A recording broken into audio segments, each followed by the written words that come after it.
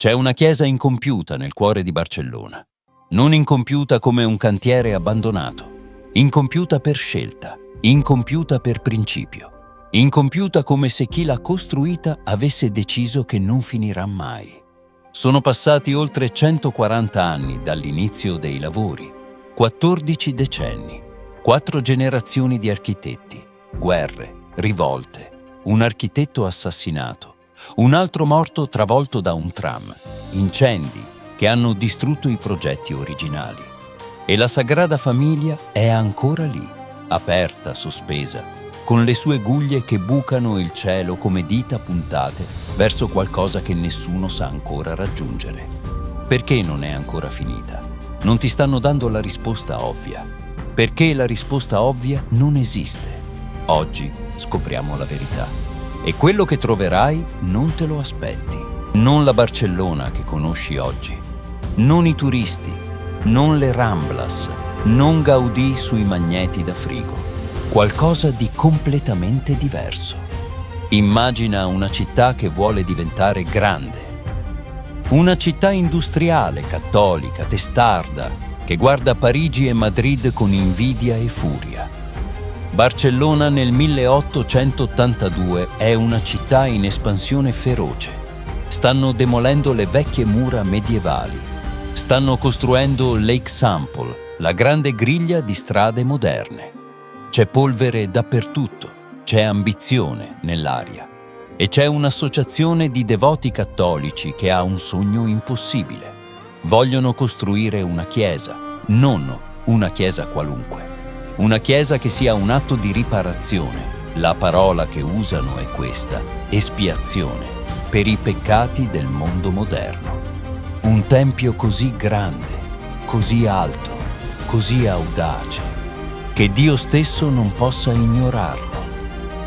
Il progetto inizia nel 1882 sotto la guida dell'architetto Francisco de Paula del Villar. Ma dura poco. Un anno dopo Villar si dimette, dissidi con i committenti, incompatibilità di vedute. E allora arriva lui, Antoni Gaudí, 31 anni, sconosciuto, figlio di un calderaio catalano, un uomo che non disegna come gli altri, un uomo che pensa in natura, in osso, in grotta, in albero, in spirale.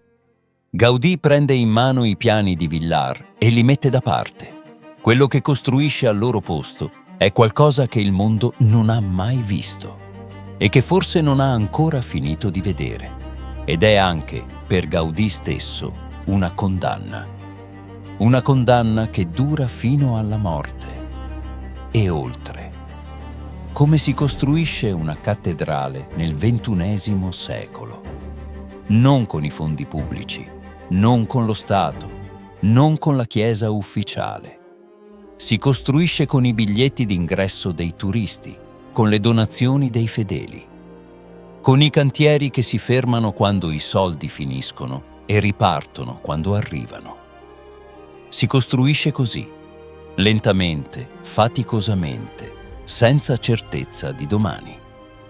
Ma per capire davvero cosa significa costruire la Sagrada Famiglia, devi tornare indietro, molto indietro. Sei uno scalpellino catalano. Inizio del Novecento. Hai imparato il mestiere da tuo padre, che l'ha imparato dal suo. Lavori la pietra come si lavora la terra, con rispetto, con pazienza, con le mani che sanno già cosa fare prima che la testa abbia finito di pensare. Un giorno ti dicono che c'è lavoro alla Sagrada Famiglia. Vai. Arrivi al cantiere e ti fermi. Non capisci quello che vedi. Gaudí non usa disegni tecnici come gli altri architetti. Usa modelli in gesso capovolti, catene appese al soffitto che, per gravità, disegnano la forma perfetta degli archi. Usa la natura come manuale di istruzioni. Le colonne della navata non sono colonne, sono alberi. Si ramificano verso l'alto come rami.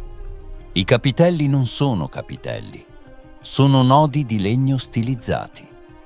Ogni centimetro della pietra che devi scolpire racconta qualcosa.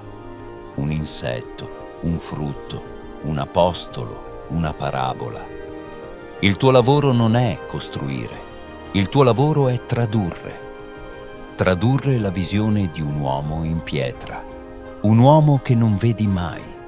Gaudì vive sul cantiere, dorme in un soppalco accanto alla cripta, mangia poco, parla poco, prega molto. È magro, è selvatico, è consumato.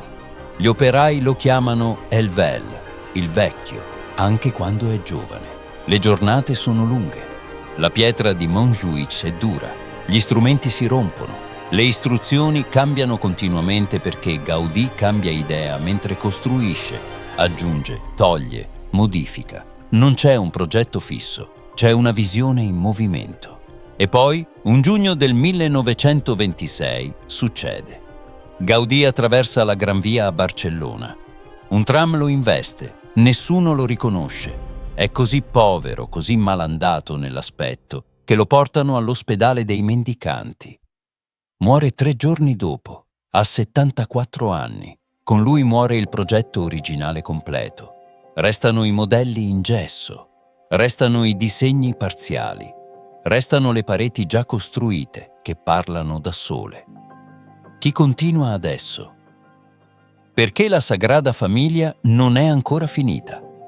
Perché un edificio iniziato nel 1882, quando non c'erano auto, non c'era l'elettricità nelle case, non c'erano computer, non è ancora terminato nel 2026? Per decenni era considerata una leggenda urbana. Si diceva che i costruttori la prolungassero di proposito per mantenere il flusso di donazioni.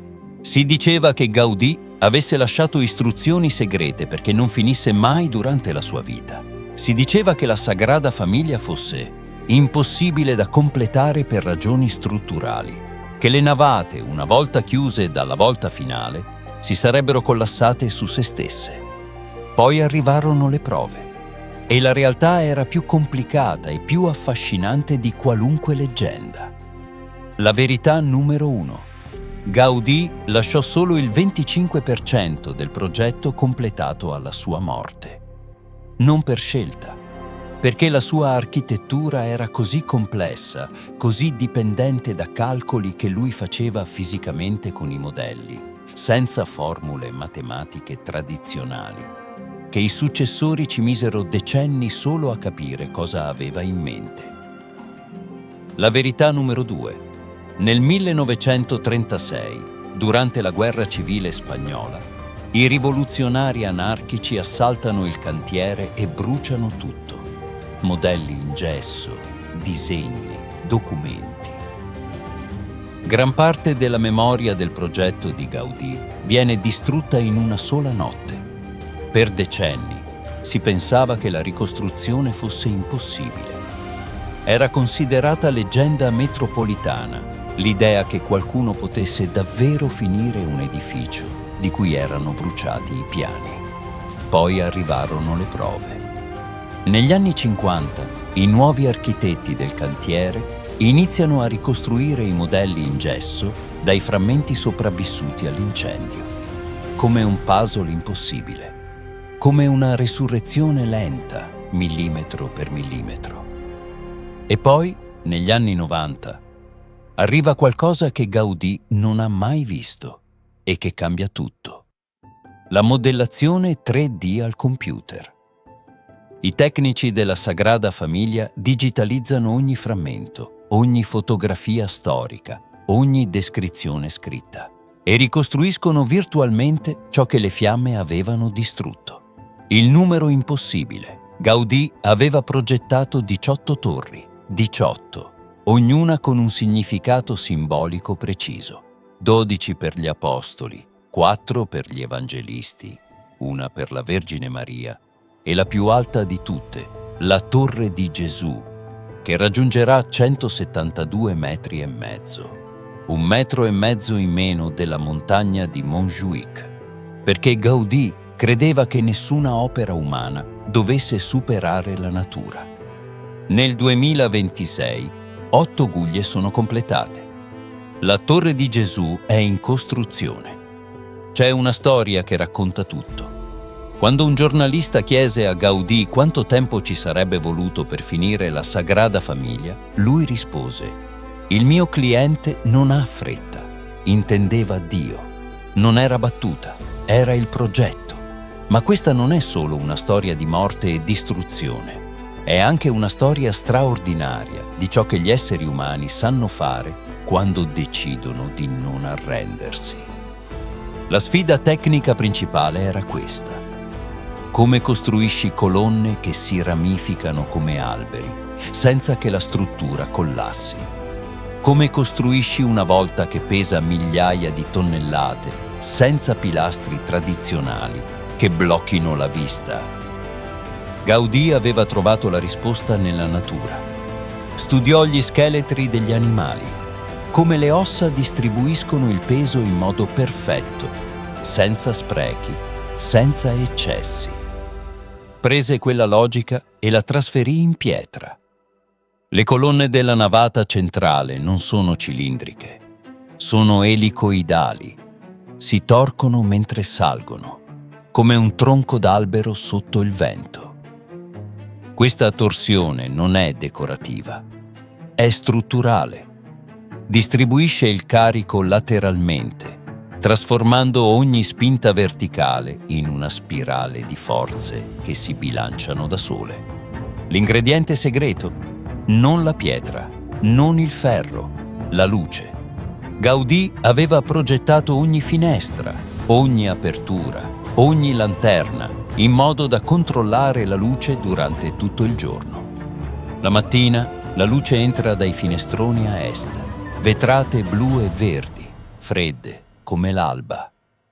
La sera dai finestroni a ovest, vetrate gialle e arancio, calde come il tramonto. L'interno della Sagrada Famiglia cambia colore ogni ora. Non è un edificio, è uno strumento per misurare il tempo attraverso la luce. Il sistema più geniale era quello dei modelli statici inversi. Gaudì appendeva pesi a corde che pendevano dal soffitto del suo studio. Le corde, per gravità, assumevano la forma perfetta di un arco parabolico, la forma che distribuisce il peso in modo ottimale. Poi fotografava il modello, capovolgeva la fotografia, e quello era il disegno dell'arco. Fisica pura, zero matematica convenzionale. I tecnici moderni hanno verificato con i computer quello che Gaudì calcolava con i pesi. I risultati sono identici. Un uomo del 1883 senza calcolatori aveva trovato le stesse soluzioni che un software del 2000 avrebbe confermato un secolo dopo.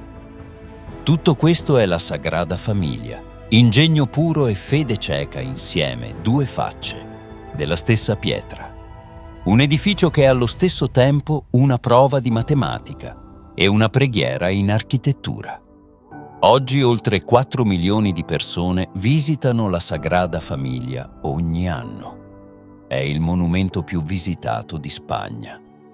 Patrimonio dell'umanità UNESCO dal 1984. Un simbolo di Barcellona, della Catalogna, della creatività umana. Ma pochi si fermano a pensare a quello che stanno guardando davvero.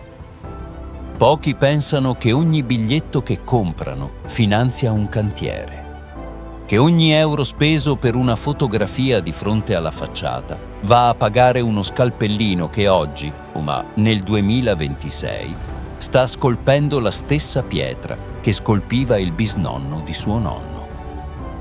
Pochi pensano che la Sagrada Famiglia è l'unico grande monumento al mondo ancora in costruzione, con la stessa funzione per cui è stata iniziata.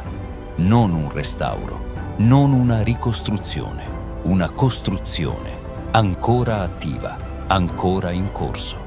Pochi pensano all'uomo che non l'ha mai vista finita e che non voleva vederla finita, che aveva programmato la sua vita intera attorno a un'opera che sapeva di non poter completare, che viveva al cantiere, dormiva al cantiere, moriva pensando al cantiere. La Sagrada Famiglia è anche questo, un archivio di ossessione umana. La prova che gli esseri umani sono capaci di dedicare la vita e la morte e le generazioni successive a qualcosa che non vedranno mai finito. Gaudì disse: «Le generazioni che mi vedono iniziare quest'opera non la vedranno finita. Chi la vedrà finita non mi ha conosciuto. Ma questo non cambia niente. Quello che conta è cominciare. Immagina di guardare in su. Le guglie della Sagrada Famiglia salgono nel cielo di Barcellona. Sono incomplete. Lo saranno ancora per anni, forse per decenni, ma salgono lo stesso. Come una preghiera che non aspetta risposta. La Sagrada Famiglia è ancora lì. Dopo 140 anni, incompleta, irriducibile, immortale. Se credi che queste storie di ossessione, di bellezza, di sacrificio umano attraverso i secoli meritino di essere raccontate, iscriviti ad Abisso. Qui ogni abisso ha una storia. Ogni storia ha un eco.